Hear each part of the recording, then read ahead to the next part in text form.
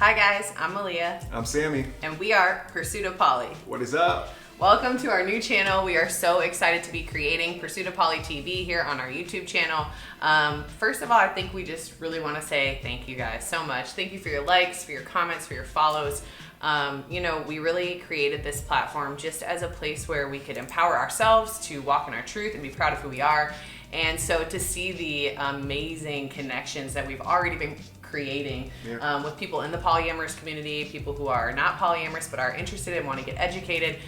It's just been such a blessing and we're so grateful and thankful. So because of you guys, we've decided to move forward and create Pursuit of Poly TV.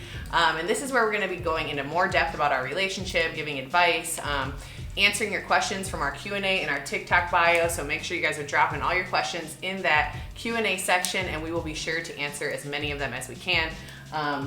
So yeah, with that being said, no more intros. We hate super long intros. We're gonna get to the meat of the subject today. And that is our relationship, how we got together, how we met, our story, and how we became polyamorous. Yes. And if you haven't yet, please hit that subscribe button. And if you like the video, at the end of the video, please hit that like button. Yes, please. So I'll start with how we met. And we met in LA when we both were 17 years old. It was actually at a party. I saw Mel for the first time, but she doesn't ever actually remember meeting me. I remember the moment that she walked into the party though, because she had this unique look. She looked like Rogue from X-Men. She had this like little blonde streak in her hair. Everything else was like brown, like jet black, and I just was like, okay, girl, you got your own little thing going on. But we didn't end up talking at that moment. But several months later, her roommate actually introduced us at another party. And I remembered her right away. She didn't remember the story because I told her, hey, I met you before. And we talked all night, of course. And then that developed into a beautiful friendship. We spent about 3 or 4 months just building a bond. And then on our first date on Valentine's Day, that's when things kind of just sped up. And quickly after that, we moved in together. And then around 22 years old, I asked her to marry me. Yes, and the proposal was so beautiful. I remember we were in St. Louis visiting your family for the holidays, and we had a dinner at your dad's house. And little did I know that that dinner was actually the engagement party. So we went to your dad's, and like all the family was in the living room, and there was just one single chair sitting in the middle of the family. And you came in and you got on one knee and you said the most beautiful speech I've ever heard. And at the end of the speech, he said, like, with your mother's approval or something. And out walked my mom out of the back room. And that was such a great moment because my mom had never actually met your family after all the years that we had been dating. And so just to have everybody under one roof was like such a special moment. And my mom actually passed away suddenly, kind of soon thereafter. So she wasn't there for the wedding. We actually eloped and got married. And I think soon after that was when I kind of started thinking more about women. Yeah, I think it was like 25 years old, Mel sat me down and expressed her interest in women. Yeah, so I think I had never seen women that way before. I had never, as a kid, as a younger person, I was always into guys, always into boys, actually kind of boy crazy my whole life. And I don't know, all of a sudden I did see them that way. I just started seeing women that way. From there I just started the conversation with you. You're my best friend, so we had, open communication back and forth. And you were always supportive, of course, because you are the best. And with your support, I think you also had an interest. You were interested in seeing what that could be like as, someone who feels you could share more love than just one person. For sure. And so we started talking, and finally, I think we put ourselves on Tinder and Bumble. Yes. We made a profile, and we were like, how do we meet a girl? Apps. Like, what do we do? And I think that with the whole reason for us with Bumble and Tinder was because we knew it was easier for us to put out our expectations and our intentions at the beginning, and we were really shy trying to meet people out in person, so this was just easier for us. So for sure, like as a married man, you didn't want to come off like a creep, right? And as a woman who had never hit on women or really, started a relationship with a woman that way, I didn't know what I was doing. So that first year and a half was kind of a bust. We did not meet anybody. We had no luck on Tinder and Bumble until finally I remember the first time a girl hit on us was at a bar.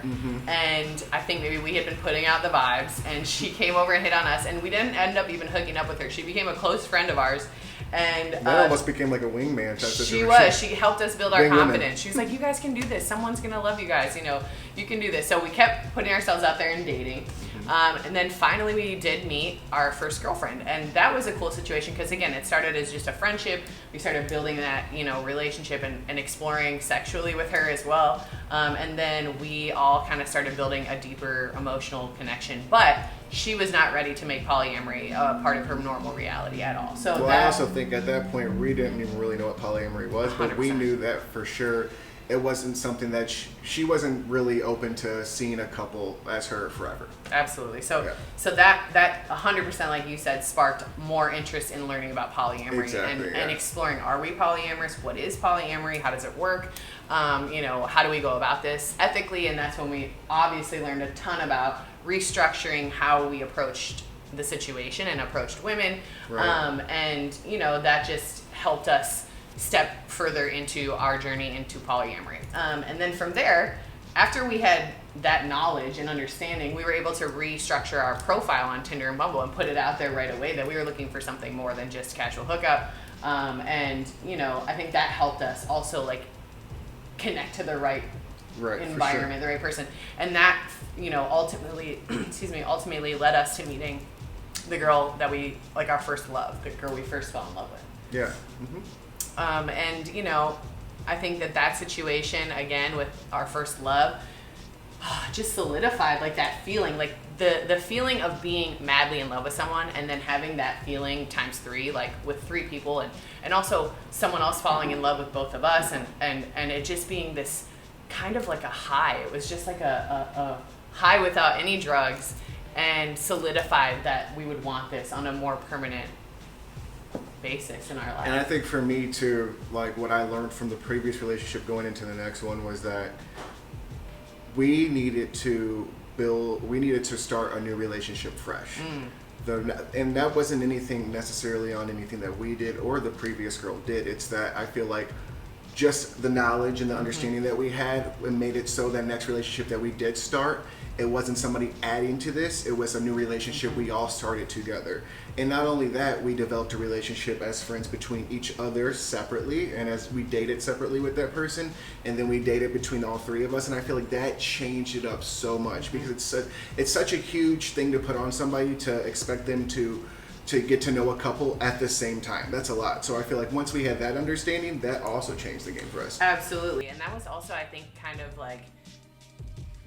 the time that we realized that if we were going to start entering into a relationship with someone and potentially fall in love, whether it be all of us together and then one of the people falls out of love and 2 continue loving each other, or if one only falls in love with one or the other, that we had to be open to that possibility because that is a reality. That is something that really can happen. So it took a lot of work from us, but we got there, and we were there, I think, by the time that we, entered into that first relationship where we were able to fall in love and really feel that feeling.